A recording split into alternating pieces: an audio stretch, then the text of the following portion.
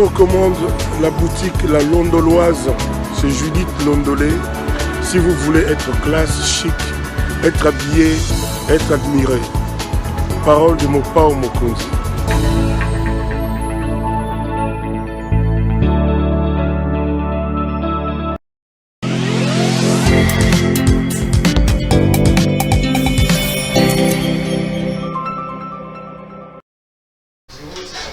Madame, Messieurs, bonsoir et bienvenue à ce nouveau numéro de l'émission Contre nous, soit dit, ce magazine d'analyse d'actualité politique, sociale, économique et juridique qu'on a lancé ici à CPL Télévision. Des questions importantes retenant l'actualité sont mises sur la table et nous tentons de leur donner un sens avec un invité sur le plateau. Aujourd'hui, je vous amène un peu dans une actualité politico-économique. L'économie, c'est d'abord nos blocs pétroliers que Joseph Kabila a cédés à un homme d'affaires que beaucoup de médias qualifient de sulfureux, le fameux Dan Gettler, qui a non seulement bénéficié de beaucoup d'épargne de la République démocratique du Congo au niveau des mines dans le Grand Katanga, mais l'homme aurait également des dizaines de blocs pétroliers dont il détient les permis après Kabila. On reviendra sur ça. On parlera de la gratuité de l'enseignement avec Tony Mwaba, qui, vous le savez, était un fervent homme de critique à l'époque de Willy Bakonga. Qu'a-t-il fait depuis qu'il est là? On reviendra sur l'IGF aussi. Le travail que Jules Alenguet est en train de faire, est-il bon ou mauvais? Un invité, un habitué de cette émission, Monsieur Yves Bouya. Monsieur Bouya, bonjour. Bonjour Perrault, je vais très bien. Encore merci pour l'invitation. J'étais pas sur Kinshasa. J'étais vraiment à l'intérieur du pays, dans mes enquêtes, qui m'a conduit dans plusieurs provinces. J'étais à l'Ituri, j'ai été au Congo central, même dans le Grand Nord, dans l'Est de la République. Et je t'ai dit, j'ai une information qui est très suivie.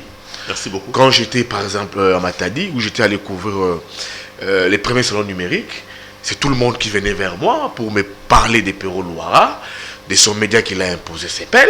Je me suis quand même dit, oui, c'est quand même bon pour quelqu'un qui venait à peine de lancer un média. Et les rares des fois que tu m'invites ici, je vois comment est-ce que tes bureaux sont chargés. Hein? Quand je dis chargé, c'est du monde chez toi, tu discutes avec des gens, c'est des doléances, des dossiers. Alors je te dis merci pour ce travail que tu as bas.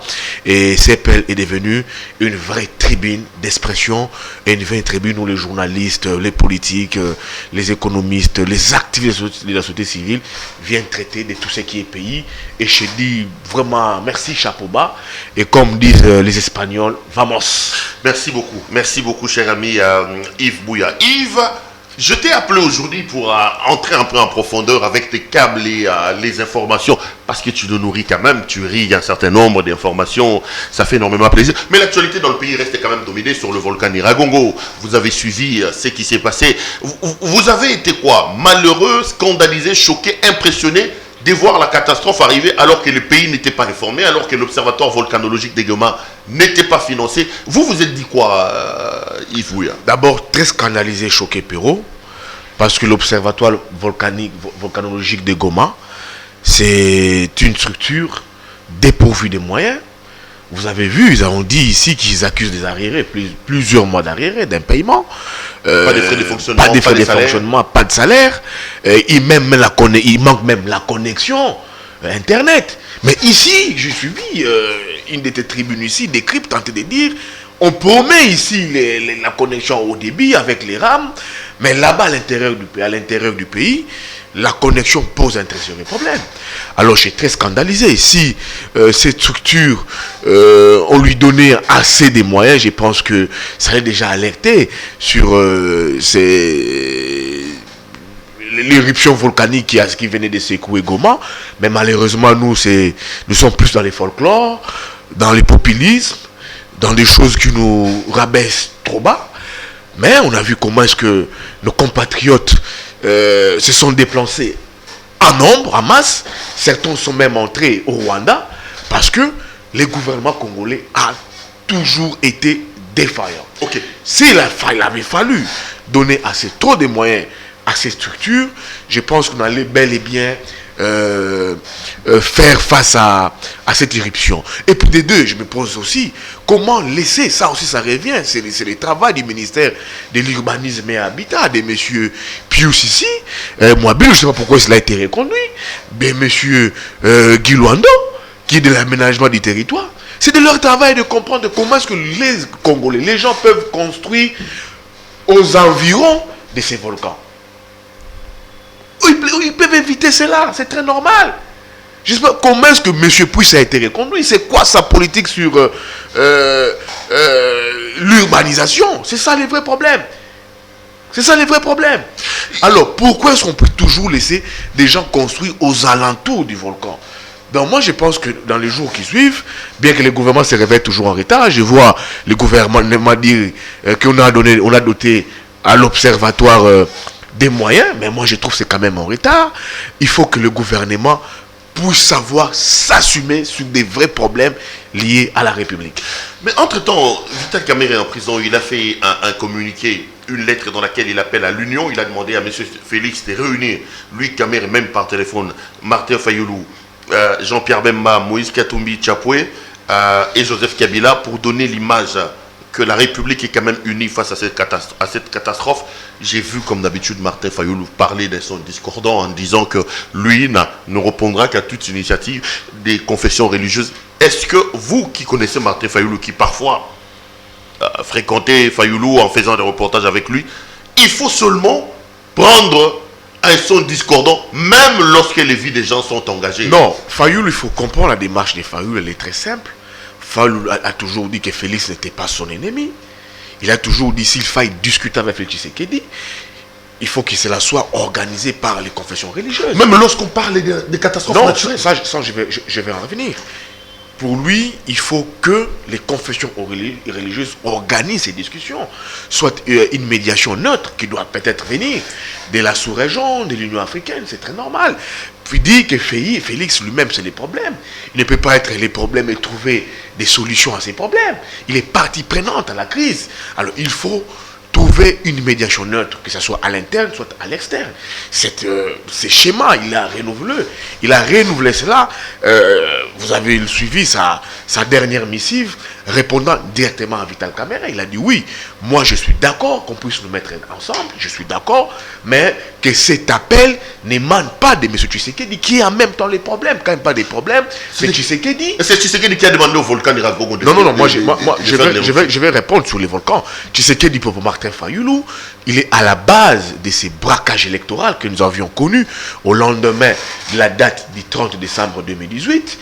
Martin Fayoulou justifiait cela par le fait que nous avons connu des élections ici et que les vrais gagnants des élections n'exercent pas et que les gens qui n'ont pas gagné les élections exercent. Mais non, cela signifie quoi pour lui? Que la victoire du peuple a été volée. Donc pour lui, s'il faille discuter avec M. Tshisekedi, qui ne considère pas comme son ennemi, il faut une médiation neutre. Je parlais de volcan. M. Martin Fayoulou l'avait aussi dit à Mme Bintou Keïta, qui avait dit qu'il faut aujourd'hui discuter entre acteurs politiques congolais. Martin Fayoulou et Adolphe Mouzitou avaient aussi renouvelé ses vœux à la cheftaine, auprès de la cheftaine de la MONUSCO, Mme Bintou Keïta. Ils ont dit, nous sommes prêts, nous, les directoires de la Mouka, discuter avec Tshisekedi, mais pas à l'aube de 2023. C'est là nous pousserait à un glissement. On veut discuter avec lui maintenant pour éviter ces glissements, mais sous une médiation neutre, apporter des réformes, discuter sur des réformes dans un cadre paritaire. Ces réformes qui seront envoyées au niveau du Parlement pour que cela soit humanitaire. Sur le plan humanitaire, comme tu le dis. Nous avons eu irruption, mort d'homme. On propose que les hommes politiques, comme ça s'est fait partout ailleurs, vous l'avez vu lorsque la France s'est fait attaquer par les djihadistes dans l'affaire Charlie Hebdo. On a vu François Hollande avec François Bayrou, avec Marine Le Pen, avec tout ce monde-là. On parle des humanitaires. Faut-il politiser des questions liées notamment à la mort des gens? Pourquoi Martin Fayoulou, lui, doit seulement prendre les choses à contre-coeur? Martin Fayoulou n'a jamais politisé la question de l'Est. Il a toujours défendu cela. Vous avez vu plusieurs fois marcher. Donc si Tshisekedi appelle les gens pour qu'on discute autour des volcans, Fayoulou ne viendra pas. J'en viens. Il a toujours initié plusieurs marches ici, dont il a été victime de plusieurs exactions venant de la police. Sont partis, les directeurs de la MOUCA même porté plainte contre le commissaire provincial de la police de la ville de Kinshasa. Et on attend que les procureurs puissent activer cette plainte. Ces pneus ont été troués. La dernière manche est ici. Vous avez vu comment est-ce qu'il avait été molesté par la police. Il a organisé ici une messe d'action de grâce à la cathédrale Notre-Dame du Congo. Ça prouve à suffisance qu'il tient à cœur cette question de l'Est. Mais il a répondu directement à M. Vital Kamerhe. Oui, je suis d'accord pour discuter. Je suis d'accord que nous, leaders politiques, force vive, que nous soyons autour d'une table, mais que cet appel n'émane pas de M. Tshisekedi, qui est parti pendant la crise. Je veux une médiation neutre. Le vrai problème de M. Vital Kamerhe, c'est quoi? Il faut qu'on se le dise, M. Perrault Louara. C'est très normal. Vous avez vu Jean-Pierre Bemba tweeter, dire que en ces moments ici, il est trop tôt de parler, de dégager des débats sur les élections. L'étude de Bemba en dit tout. Ce que M. Vital Kamerhe dit ici, c'est là, pousse l'argumentaire de Jean-Pierre, que les élections pour nous, c'est très tôt en 2023. Il faut trouver une discussion en 2023. Ce que Fayulu Mouzitou refuse. Pour eux, les élections, ils sont d'accord qu'il faille avoir des élections, pas à l'aube de 2023, avant 2023, pour refuser des glissements, que pour parler des réformes. Mais ce Tshisekedi aujourd'hui, il faut qu'on se le dise, M. Perrault Louaka, selon mes câbles, comme je n'aime toujours pas de mes câbles, discute aujourd'hui, négocie aujourd'hui un glissement pour 2 ans, si vous ne le savez pas. Ah bon? Oui. Tshisekedi voudrait une résistance 2025. Selon mes informations, Yves Bouya, je suis journaliste informé, selon mes sources d'information, M. Tshisekedi discute un glissement pour 2 ans. Non, mais Tshisekedi a dit qu'il y aura élection en 2023. Non, ça, il en a parlé. Écoutez, ça c'est. Il a dit ne suivez pas les pseudo-journalistes dont vous-même. Non, moi je suis pas. Moi je suis pas. Le président a parlé des pseudo-journalistes. Moi je suis pas. Moi je suis pas. Les cris alarmistes des moi je suis pas. pseudo-journalistes. Ces spédé-journalistes là, c'est recul dans l'UDPS. Moi je ne suis pas un spédé-journaliste. Vous connaissez mon combat, vous connaissez mes convictions, vous connaissez ma capacité d'information. Je vous dis ici, les pouvoirs en place, incarnés par M. Tshisekedi, négocient un glissement pour 2 ans.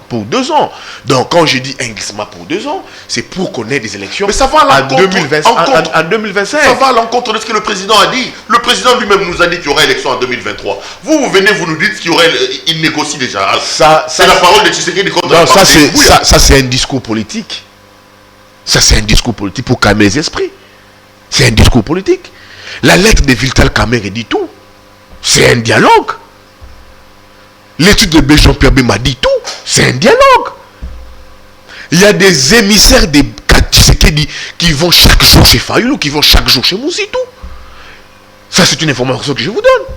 Mais ils sont catégoriques. Mouzitou et Fayulu sont catégoriques pour eux. En 2023, on doit avoir des élections. Ce processus électoral que nous avons connu en 2018, qui a été un processus électoral bien qu'on est très mal organisé, Medini Kabila, Medini Nanga, mais pour eux ils disent que c'est un processus électoral qui est maintenant irréversible. En 2023, nous devons avoir les élections. Ce n'est pas ça ce que Tshisekedi veut. Moi je donne l'information. Le pouvoir Tshisekedi négocie un glissement pour 2 ans parce qu'ils estiment qu'ils n'ont pas un bilan à proposer aux Congolais, à défendre aux Congolais. Ils n'ont pas ce bilan. Alors, la réponse de la communauté internationale, c'est quoi aujourd'hui? La communauté internationale de Tshisekedi, nous, on veut avoir des élections en 2023, mais si vous êtes capable de réunir les acteurs politiques autour d'une table, on vous les concède, mais pour nous, on veut avoir des élections en 2023. C'est là où je t'ai dit ici, la lettre de M. Tshisekedi, de M. Vital Kamerhe, qui, on est journaliste, c'est ça les vrais problèmes. La lettre, c'est ça les vraies motivations, les vraies raisons de la lettre de M. Vital Kamerhe, qui sait qu'en 2023, on n'aura pas des élections. C'est ça les vraies motivations du tweet de Jean-Pierre Bemba. Tous ces leaders politiques savent que M. Tshisekedi négocie un glissement pour 2 ans et qu'en 2023, on n'aura pas des élections. Mais je vous dis, M. Mouzitou, M. Fayulu, les directeurs de la MOUCA sont catégoriques. Et Katumbi, c'est le vocable. Il a accepté. Bemba a-t-il accepté? Katumbi aussi dans ces schémas d'avoir des élections en 2023. C'est la raison pour laquelle les informations que je vous donne, ils séjournent depuis un moment en Europe. C'est pour activer la communauté internationale. Pour connaître ces élections en 2023. Katumbi n'accepte pas. Katumbi, moi les informations que j'ai, M. Katumbi pour lui, il faut qu'il ait des élections en 2023. C'est sa raison pour laquelle il séjourne en Europe, c'est d'activer la communauté Jean-Pierre Bemba, lui, il a accepté la communauté internationale pour connaître les élections en 2023. Jean-Pierre Bemba est ambigu sur cette position. Il a d'abord un vrai problème avec la communauté internationale. Vous savez ce qui s'est passé avec ce problème de la haie, avec la France, avec les militaires, ces troupes qu'il avait déployées en République centrafricaine. Pour la France, ces militaires que Bemba avait déployés en Centrafrique avaient cassé les banques françaises, et pour eux, ils estiment que c'était les troupes de Jean-Pierre Bemba. Alors Jean-Pierre Bemba a un problème. Il a à l'interne aussi les problèmes, son problème lié à la loi. Il est obligé d'accompagner Tshisekedi à une seule condition, qu'on puisse réviser la Constitution. Il est ambigu sur ces problèmes, mais il soutient, selon mes informations, il soutient aveuglément M. Tshisekedi par rapport à M. Katumbi, qui est aujourd'hui un allié par hypocrite de M. Tshisekedi. Ah bon? Katumbi est donc hypocrite à rester avec Tshisekedi? Mais oui, ce n'est pas une relation sincère. Qui veulent aujourd'hui mettre out Katumbi, c'est l'UDPS, avec la loi de Noël Tchani. Ils l'ont ambigu. Je vous ai vu aussi s'en prendre à Noël Tchani. Noël Tchani veut tout simplement protéger notre souveraineté. Il ne protège rien. C'est un monsieur qui veut créer des problèmes au pays. Monsieur Perrault, nous serons appelés. Je ne restreins pas ton dos. Tu es un homme, demain après-demain, tu auras des enfants. Peut-être tu as des enfants qui sont peut-être des métis. Mais le moment où ils diront qu'ils vont eux-mêmes déclarer leur nationalité, c'est leur droit. J'ai vu le président de la République porter des enfants, ses petits-fils qui sont des métis. Je suppose que c'est des Congolais. Mais si ces enfants disaient demain après-demain, on opte la nationalité congolaise, nous leur refusons cela. La dame qui a pratiqué ici, qui a gagné une médaille à Dakar, au cours d'une compétition, la judokate là, elle est d'origine allemande. Mais elle a fait les choix de la nationalité congolaise. C'est trop. Les Congolais ne posent pas de problème. Moi, je dis, Noël Tchani veut créer des problèmes aux Congolais. Moi, je n'ai jamais partagé les convictions de Katumbi à un moment. Mais si cette loi est faite à décès pour éliminer certains leaders politiques, je dis non. Moi, je veux des élections crédibles en 2023. Je veux voir, moi, M. Tshisekedi à la course. Je veux voir M. Fayulu. Je veux voir M. Katumbi. Je veux voir M. Bemba. Je veux voir M. Mouzito. Je veux voir M. Katumbi. Même les candidats de Kabila, il faut les laisser compétir. Ces choix reviennent au peuple de faire des tranchées, d'aller aux élections, faire son choix sur des gens qui vont gérer les pays demain. Ça ne revient pas à un groupe, à un parti politique, à un individu. Non. Pour charité des lois, créer des lois sur mesure, pour exclure X, Y. C'est là où j'ai dit, des fois je condamne Katumbi. Fayulu, quand il est revenu de Brazzaville, moi j'étais dans ces bureaux. Quand il a été reçu par Sassou, il a fait la restitution de son déplacement de Brazzaville à Jean-Pierre Bemba et à Katumbi. Moi j'étais dans les bureaux de Fayulu. Mais quand Fayulu parlait avec Katumbi, il a dit non, ne quittez pas la Mouka, créons un bloc. Je connais Tshisekedi, je connais l'UDPS, j'ai autant milité avec eux. Tout ce que tu recommandes là, nous aurons cela pas à imposer un rapport de force. Mais vous savez, c'était quoi la réponse de Fayulu? Je vais aller soutenir mon frère Tshisekedi. La réponse de Katumbi. De Katumbi, c'était ça, Fayulu. Moi, j'étais là. Aujourd'hui, il le regrette apparemment. Moi, je pense qu'il regrette. Fayulu avait dit ça, avait vu. Félix, lui, ne respecte pas ses accords. Il ne respecte pas. Fayulu a dit à Katumbi, restons soudés, la Mouka. Allons en nombre, en groupe, créer un rapport de force. Je connais l'UDPS, je connais Tshisekedi. Je connais l'UDPS, comment l'UDPS fonctionne. Donc vous êtes de ceux qui pensent que M. Tshisekedi n'a jamais rien respecté. Il ne respecte pas ses engagements. Genève, en dit tout. Nairobi avec Caméré, en dit tout. Des promesses données ici avec des gens qui ne respectent pas. Ça en dit tout. Donc c'est un partenaire pas fiable politiquement. Tshisekedi, je vous dis que moi, quand je prends l'exemple de Genève, je prends le cas de Nairobi avec Caméré. Tu signes un contrat avec Caméré, un contrat politique. Tu dis en 2023, c'est l'UDPS qui va soutenir la candidature de l'UNC. On arrive en 2023 et Tshisekedi fout Caméré en prison. Après, ce n'est pas aussi de Kabila qui était un autre partenaire. Ben oui, il faut Caméré en prison.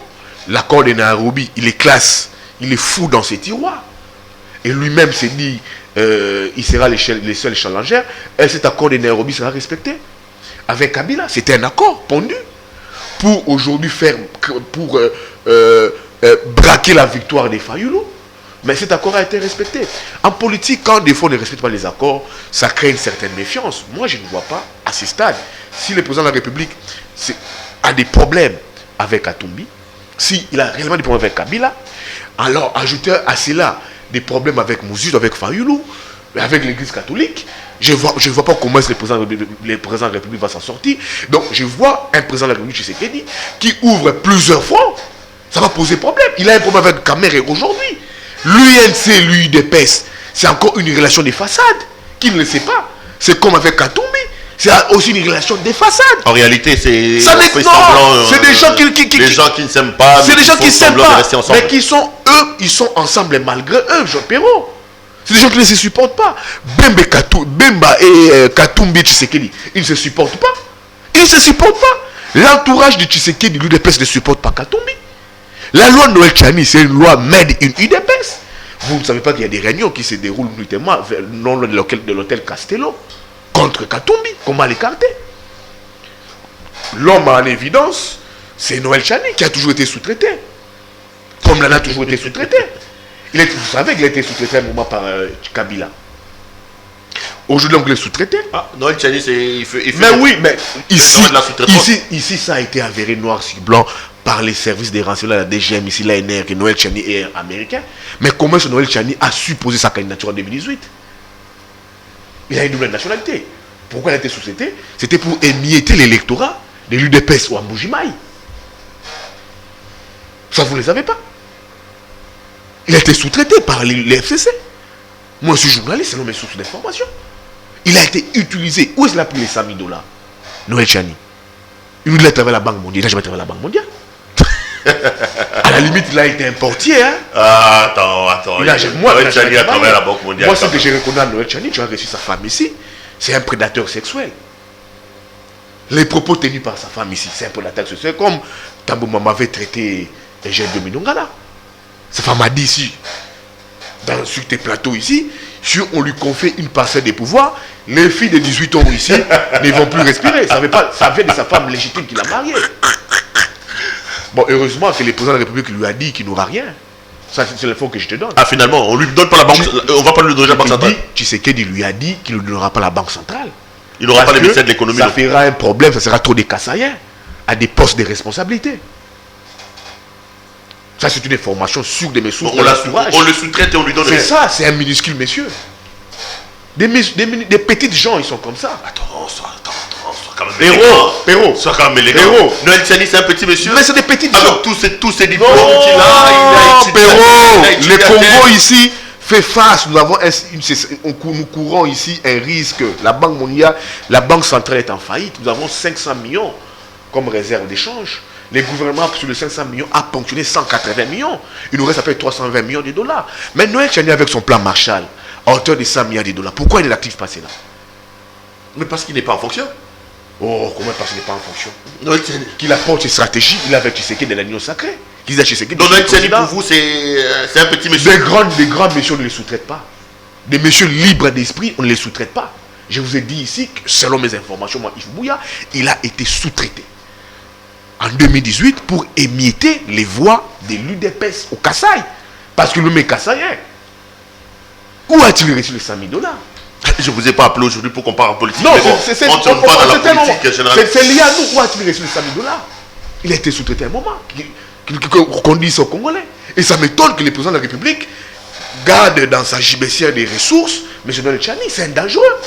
Des petites gens, on ne les sous-traite jamais. Des grandes personnes, on ne les sous-traite jamais. Quand on sous-traite une personne, c'est des petites gens.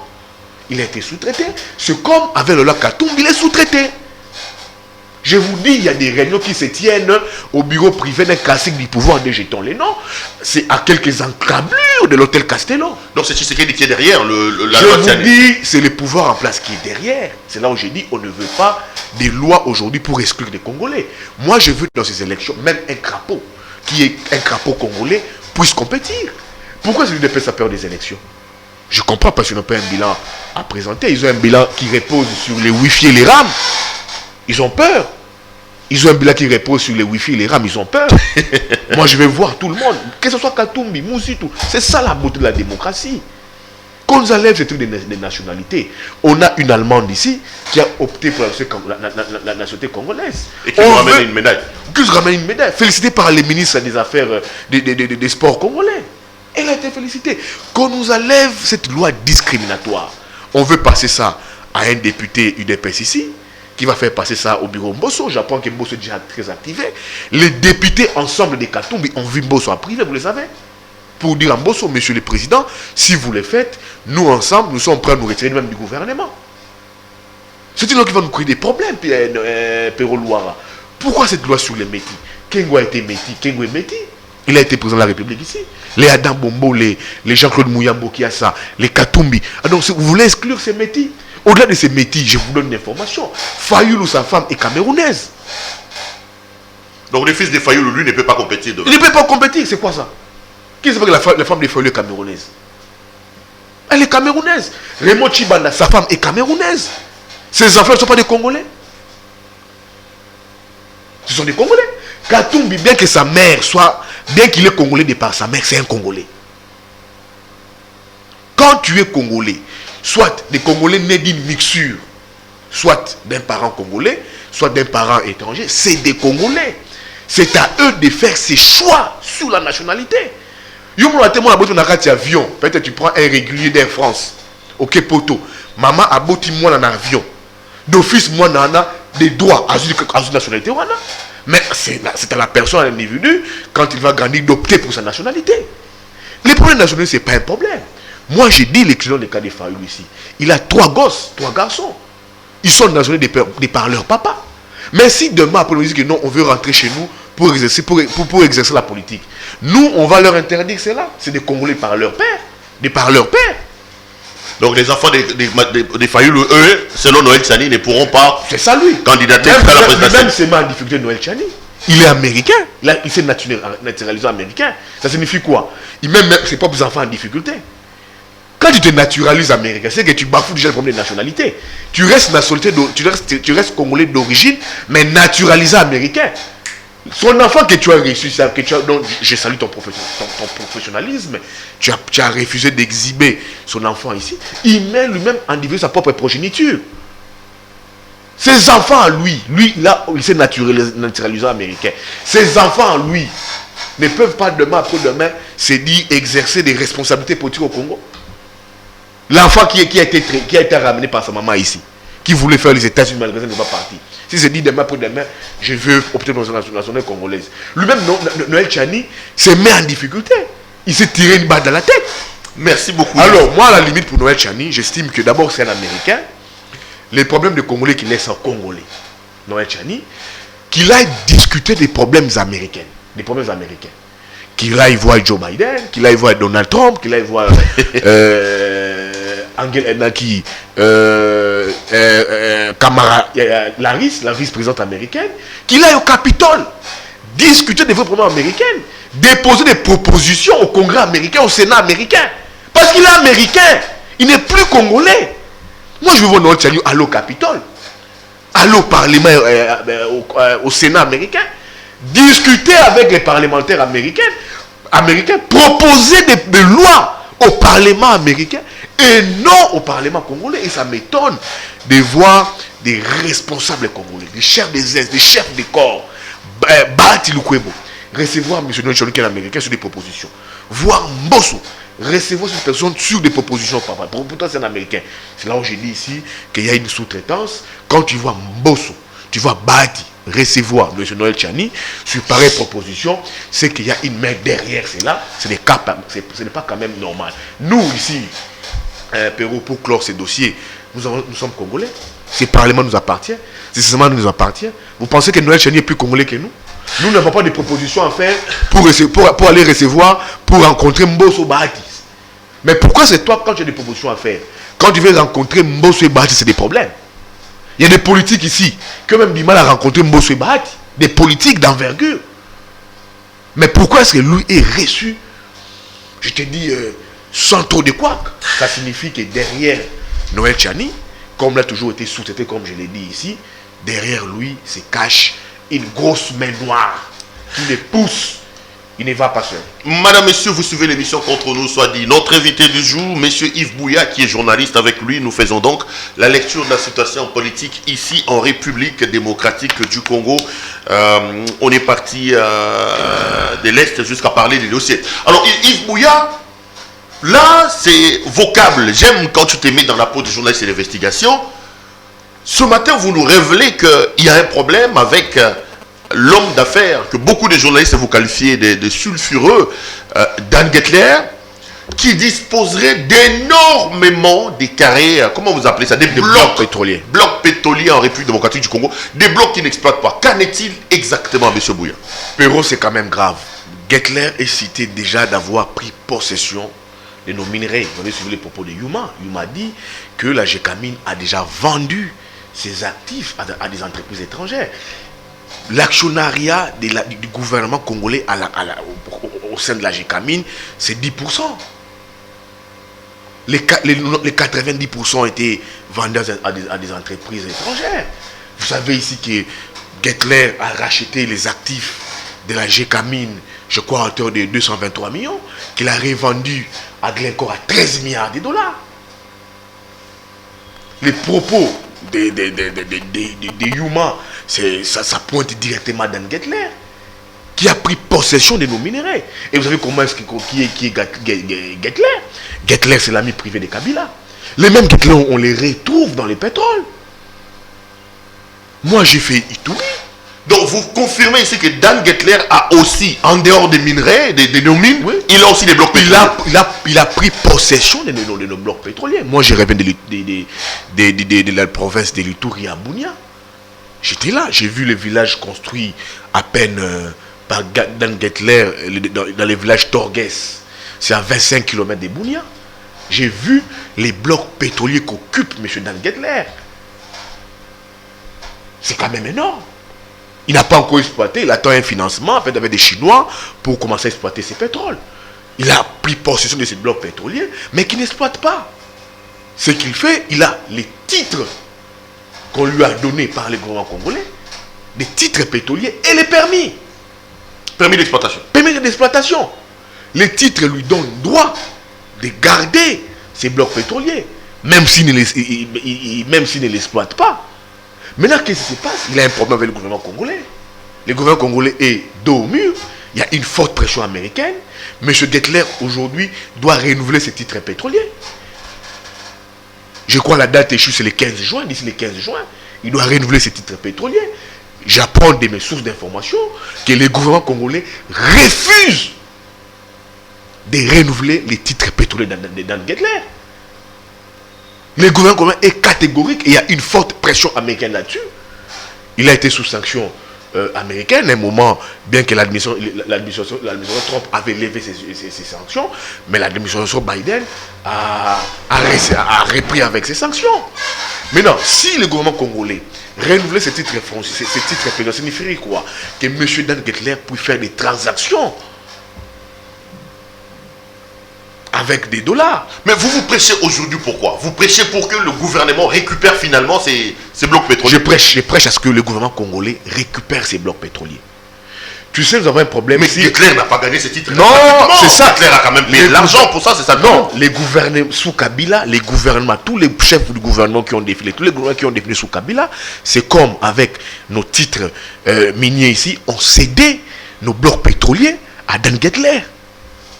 J'apprends de mes sources d'informations venant du ministère des hydrocarbures, même la cuvette centrale de Mwanda ici, la dernière facture ici, a été payée d'après mes informations, selon mes sources d'informations, à la famille Kabila, via Dan Gettler.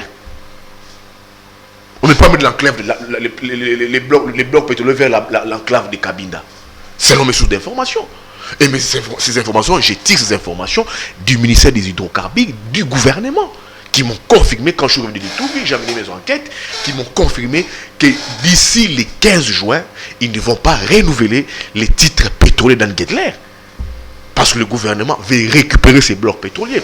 Vous savez, au-delà, si aujourd'hui le gouvernement congolais résolvait ces problèmes de dysfonctionnement liés à l'approvisionnement des pétroles, récupérer ces blocs pétroliers maintenus, confisqués par M. Gettler, parce que vous savez que M. Gettler, pour renouveler ses blocs pétroliers, il paye auprès du gouvernement congolais 3-4 millions de dollars. C'est quand même beaucoup d'argent. Mais des blocs pétroliers qu'il n'exploite pas, qu'il a confisqués. Alors moi, j'apprends de mes sources que si les gouvernements congolais résolvaient ces problèmes liés au dysfonctionnement à l'approvisionnement des carburants et que les gouvernements congolais récupéraient même ces blocs pétroliers confisqués par M. Dan Gettler, le Congo peut produire plus de 300 000 barils l'an, comme le Nigeria. Le Nigeria s'est développé avec quoi? Avec le pétrole. Le Nigeria nous produit aujourd'hui 300 000 barils l'an. C'est ça qui a développé le pétrole. Mais nous avons le pétrole. Le Rwanda exploite notre pétrole. L'Angola prend notre pétrole. Mais c'est bloqué, c'est confisqué par un groupe, par un individu, par une famille. Mais les fameux blocs pétroliers que Gettler détenait se trouvent vers l'Ituri. Tu vas à l'Ituri, on ne met pas le même du Congo central, il y en a plusieurs, une dizaine. Mais ils renouvellent les titres pétroliers. Sans pour autant les vers l'exploitation. Sans pour autant les exploiter. Ces blocs pétroliers. On me dit, là, il est à la recherche des moyens, mais il paye. Chaque ministre des hydrocarbures qui passent, certains ministres perçoivent ces montants. Mais j'apprends de ces nouveaux ministres. J'ai tenté d'entrer en contact avec l'actuel ministre des hydrocarbures, M. Didier Boundibou. Ça a été sans succès. J'apprends qu'il est aussi catégorique là-dessus sur cette question. Que lui, qui est ministre du tutelle, ne va pas non plus renouveler les blocs pétroliers des Dan Gettler. C'est très sérieux. Il ne va pas renouveler cela. Donc si nous récupérons nos blocs pétroliers, je vous dis, Pérou, nous sommes dans cette capacité de produire 300 000 barils l'an, comme le Nigeria, qui s'est développé avec le pétrole. Mais malheureusement, ces blocs pétroliers sont confisqués par M. Dan Gettler, par des étrangers, et j'apprends de mes sources, déjà aussi, par la famille Kabila, de mes sources. Il y a aussi notre problème lié à cela. C'est là où j'interpelle les ministres des hydrocarbures, M. Didier Boundibou, c'est d'aller à Perenco, à Mwanda. Moi, j'enquête sur ces problèmes, sur ces dossiers. Perenco a déclaré que il produit 24 000 barils l'an. Ces informations me viennent de mes sources à Perenco. Mais c'est faux. Perenco nous produit l'an 100 000 barils. Mais où vont les 86 000 barils? Je crois que c'est 86 000 barils, là. Oui. Mais où vont ces 86 000 barils?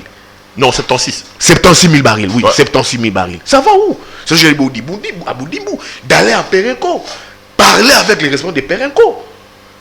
Perenco a déclaré au gouvernement congolais que ça ne produit que 24 000 barils, là. Mais c'est pas ce qu'il me dit, mais sous, j'étais au Congo central. Là où il y a aussi le pétrole. J'étais au Congo central. J'étais jusqu'à Mwanda. Mais les gens me disent, mais c'est pas normal. Ça déclare au gouvernement congolais 24 000 barils l'an.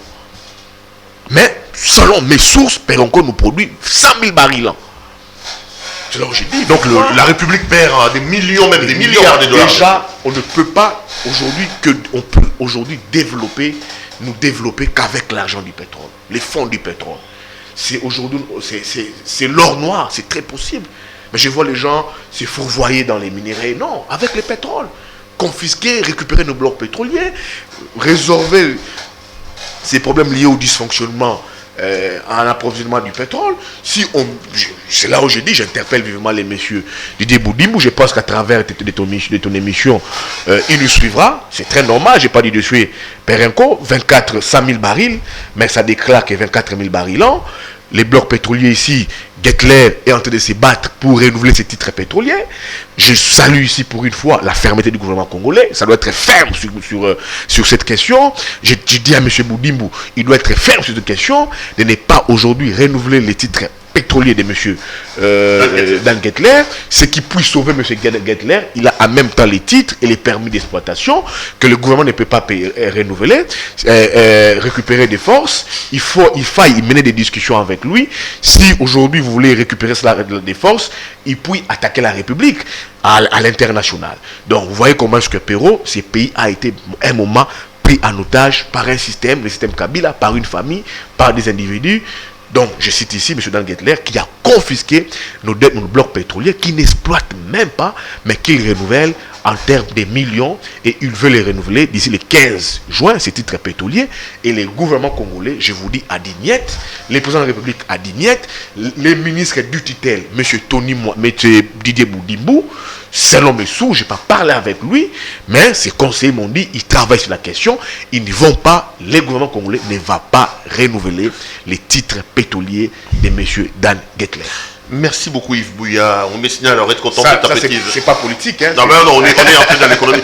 Je vous ai vu également vous offusquer sur le travail de l'IGF. Vous avez dit que l'IGF a pris des mesures contre les membres des bureaux de PCA, des membres du conseil d'administration. Et vous dites que c'est pas dans ses compétences. Monsieur Alinghetti outrepasse ses prérogatives. C'est là que j'ai dit au président de la République de définir les champs d'action de son super flic. Il doit définir son champ d'action. Il n'outrepasse ses prérogatives. D'abord, ce n'est pas à lui d'écrire aux entreprises publiques, là où l'IGF est en patrouille financière, de suspendre les émoluments que perçoivent les PCA. C'est illégal, est-ce que ça tu le dis? Non, il y a une loi, bien sûr. La loi est claire. Oui, je dis. Les membres du conseil d'administration sont payés pour leur expertise en jetons quand ils viennent en conseil je suis d'accord. C'est la loi de 2008. Mais là, ils sont en train d'imposer avoir même des salaires. Héros. Ce n'est pas... Vous avez des José Makila, vous avez des Lambert Mende, vous avez Perrault. Ils veulent s'imposer et être payés mensuellement leurs soins de santé, avoir des billets pour le congé. Yves Bouya, si Alinghetti demande à ce qu'on respecte la loi, il a péché où? Perrault, je vous dis, moi j'aime être honnête envers moi-même. Je vous dis, il y a une loi, c'est celle de 2008 déjà. Mais je vous dis, cela n'entre pas dans les prérogatives des Alinghetti. On doit respecter la loi. Ça n'entre pas dans les prérogatives. C'est au ministère du portefeuille. Donc vous n'êtes pas dérangé de savoir que le président et certains membres du conseil d'administration violent la loi. Vous êtes plutôt mal à l'aise quand c'est Alinghetti qui Je vous dis, ça ne rentre pas dans les prérogatives d'Alinghetti. C'est au ministère du portefeuille de les faire qui gère les intérêts de l'État dans ces entreprises publiques transformées en société, en entreprise commerciale dont l'État est actionnaire unique. Ce n'est pas à Alinghetti. C'est à Madame Kainda de prendre ses décisions. Si je dis à Madame Kainda de recadrer Alinghetti, il est allé trop loin.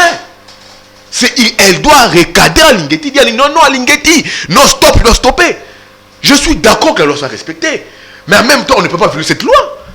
C'est au ministre du portefeuille d'écrire des suspens des émoluments. C'est dû. C'est pas Alinghetti. C'est là que je dis, il n'outrepasse ses prérogatives.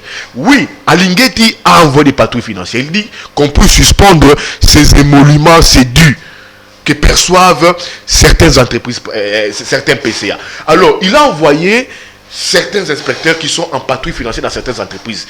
Il y a des entreprises où l'IGF n'est pas en patrouille financière, vous le savez. Les MLC, Lomende et PCA, il va percevoir ces émoluments, vous le savez. L'IGF n'est pas au MLC. C'est le LMC, ligne maritime congolaise. L'IGF n'est pas là-bas, l'IGF n'est pas en patrouille. Mais il va percevoir ces émoluments comme étant que PCA. Au NCC, le PCA qui est là, je crois que c'est Fabien Moutombe, je crois, au moins que je ne m'abuse. Ils vont percevoir. Il envoie l'IGF. D'abord, il dit qu'il ne puisse pas percevoir. Il viole, ça ne rentre pas dans ses prérogatives, c'est au ministre du portefeuille. Il dit, oui, là où l'IGF n'est pas en patrouille, il fait quoi pour les entreprises? Je ne veux pas dire des MLC ici. LMC, ligne maritime congolaise. Au NCNC, tous ces TPCA, où l'IGF n'est pas en patrouille financière. Qu'est-ce qu'Alinghetti fait de ces entreprises? Ces PCA vont percevoir leurs émoluments normalement. Alors, ils prolongent maintenant. Il y avait ces entreprises étant en patrouille financière pendant 45 jours. Ils prolongent maintenant cette patrouille financière. Maintenant, ce n'est pas indiqué la durée du contrôle. Ce n'est pas indiqué. Quand est-ce que ce contrôle va durer? Il n'a pas indiqué la durée. Le premier contrôle était de 45 jours. Maintenant, quand il prolonge, il n'a pas saisi ces entreprises. Donc, il veut que ces entreprises puissent rester là. Nous ne sommes pas dans une gestion classique. Moi, je veux bien que M. Alinghetti fasse aujourd'hui ces contrôles financiers. Mais il doit soumettre cela au gouvernement. Le président de la République ne gère pas la République au quotidien. C'est le gouvernement qui gère la République au quotidien. Il doit faire ses rapports au gouvernement, peut-être au ministère du portefeuille. Faire rapport, soit au ministère des Finances, faire rapport. Et les ministres, ces questions peuvent être discutées au Conseil des ministres qui doivent prendre des décisions. C'est comme l'interdit au PCA de prendre leurs émoluments. Il doit faire un rapport. Il doit écrire au ministre du portefeuille. C'est le ministre du portefeuille qui doit débattre de cette question, qui doit faire un rapport à qui des droits, soit au président de la République, soit cette question doit être débattue dans un conseil des ministres, au cours duquel doivent être levées certaines mesures. Ce n'est pas Alinguetti. Il en fait des trop. Bon, moi je pense que derrière ça, derrière ces idées ici, se cache son idée, ces idées machiavéliques obscures, de régler ses comptes à M. José Makila. Parce que vous savez que lui et Makila, ça n'a jamais collé. Alinguetti est la première source. Il a toujours soutenu l'actuel comité de gestion à la SPT, le comité Mabaya. Oui, le comité Mabaya et le comité Lulendo. Je vous donne l'information, il s'est même offert ses luxes d'écrire au président de la République pour dire que dans les entreprises publiques, il faille que les comités de gestion puissent gérer. C'est la seule structure, soit département, qui puisse engager l'entreprise. Mais dans ces entreprises publiques, quand vous dissociez les comités de gestion et les comités d'administration, les conseils d'administration, vous tuez ces entreprises. Les conseils d'administration, c'est l'organe d'orientation et de contrôle.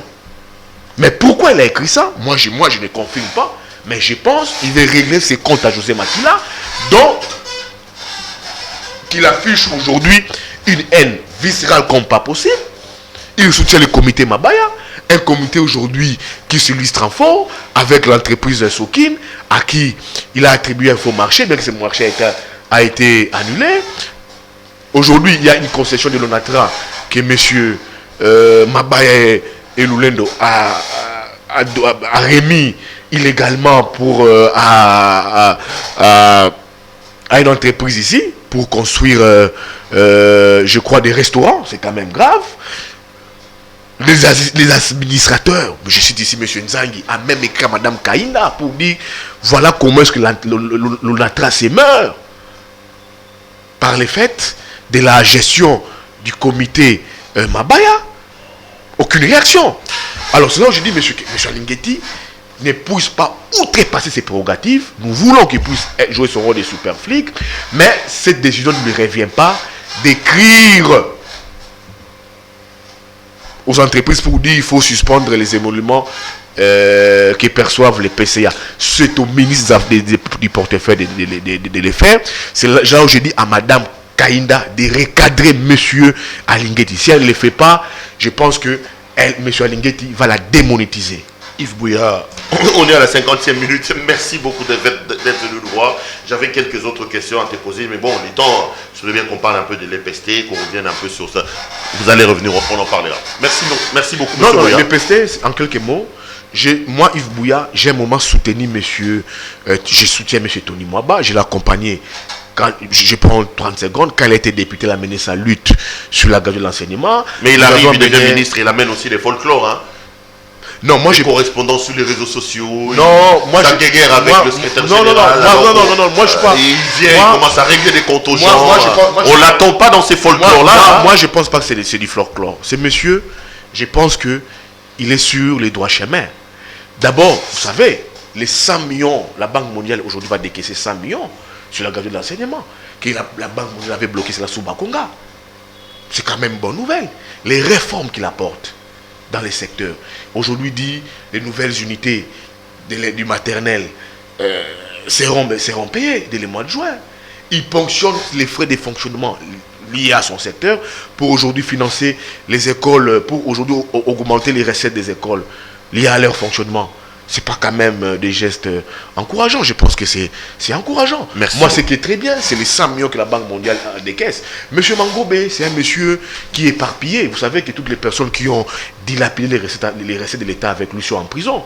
Les secrétaires, les coordonnateurs du SUCOPé, il est en prison.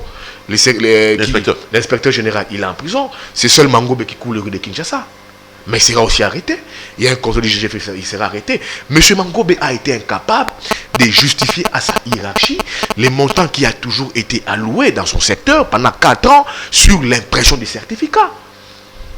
L'État prend de l'argent, donne à ces départements, au secrétaire général, pour produire le certificat des écoles des fins de cycle primaire pendant 4 ans, de 2018 à 2021.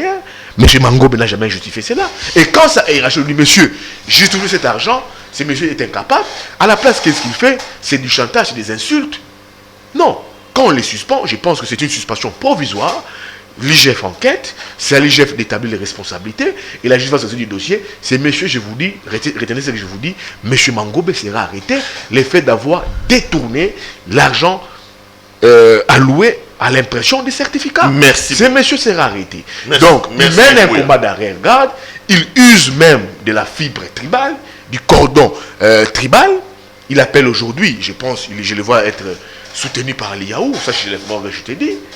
Il a le soutien de l'IAU. Il a même appelé, je confie cette information, les ministres de l'aménagement du territoire, M.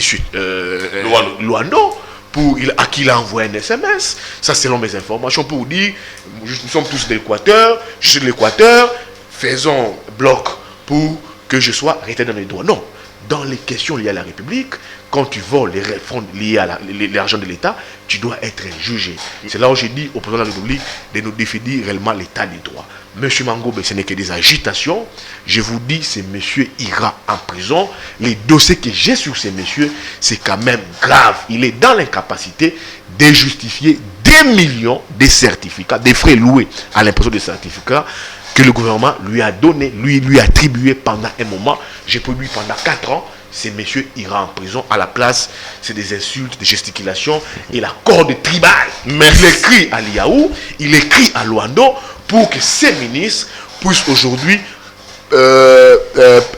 faire des lobbies pour qu'ils soient rétablis dans ses droits. Je vous dis, ces messieurs ira bel et bien en prison. J'ai vu des documents, il ira en prison. Monsieur Mangobe, attendez-vous à être acheminé à Makala incessamment, je crois, un de ces 4 jours, où il ira dire bonjour à l'inspecteur général, il ira dire bonjour à Willy Bakoma. Merci beaucoup, M. Yvouya. Madame, Monsieur, l'émission est terminée. Je rappelle que Yves Bouya, journaliste d'investigation, était donc notre invité ce soir. Merci à l'équipe technique qui a fait un travail remarquable pour me permettre d'entrer en contact avec vous. Je vous retrouve très prochainement pour un autre numéro de cette émission. Portez-vous bien et restez branchés sur nos programmes. Allez, bonsoir chez vous.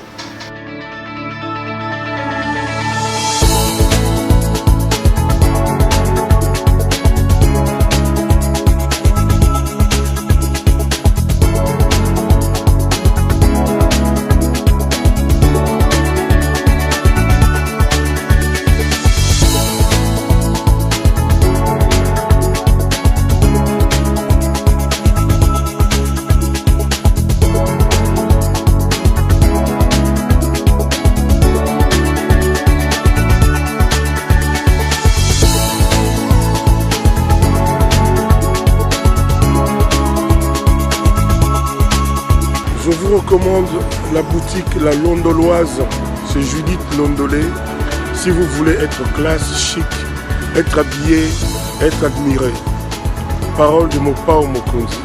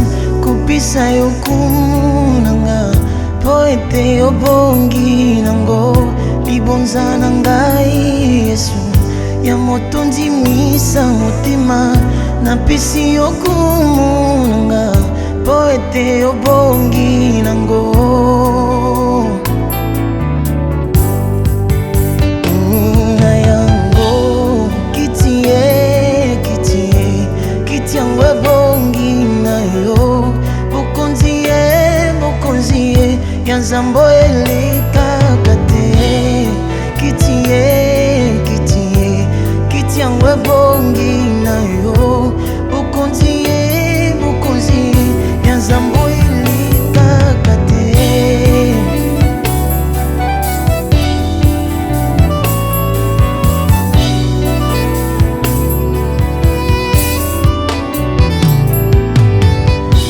Kiponanda kwa kobe kukunza libela nsia lelo na motema nanga na pesi okiti yo mwana ya Dawidi Mesia mokonzi ya libela ya bikeke oya na motema nanga osala ngai tempelo na yo na mimandi kombo na yo Yesu nanga Bisika biano yeswe Bisika ya kimbo na yo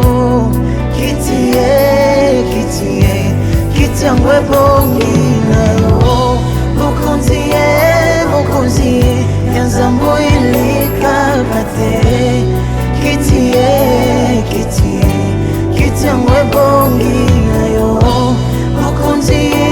Mokonzie Yanzambo ilikakate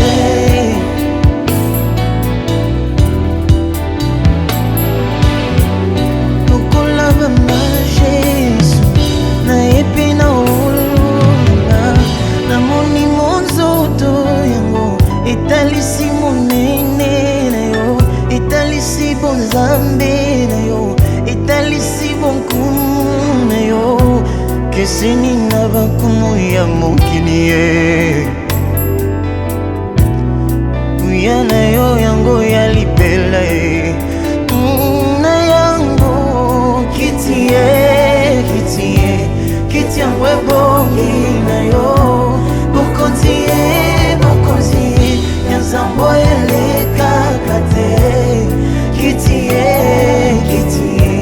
Kitiangwe bongi na yo Mokonzie Yanzambo elikakate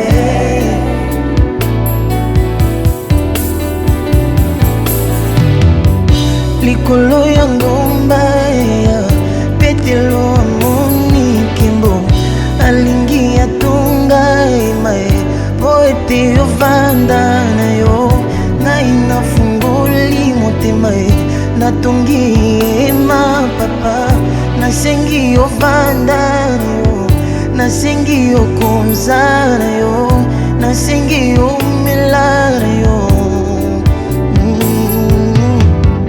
Yango na mipesi na yo Yo lizi bangolo nyaso Wolo pipa lata yo Nakelela lisusu ninye Ya motu ya konza na yo Ya motu ya vanda na yo Ya motu ya umela na yo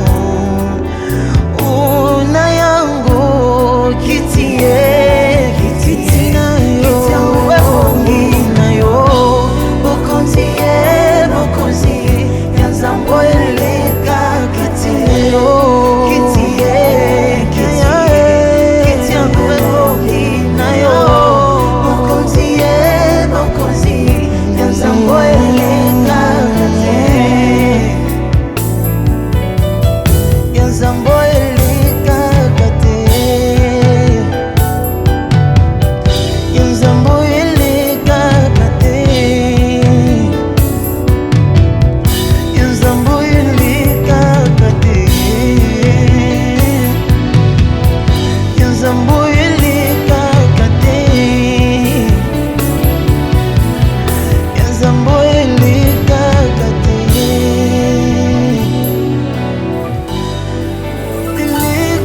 Kati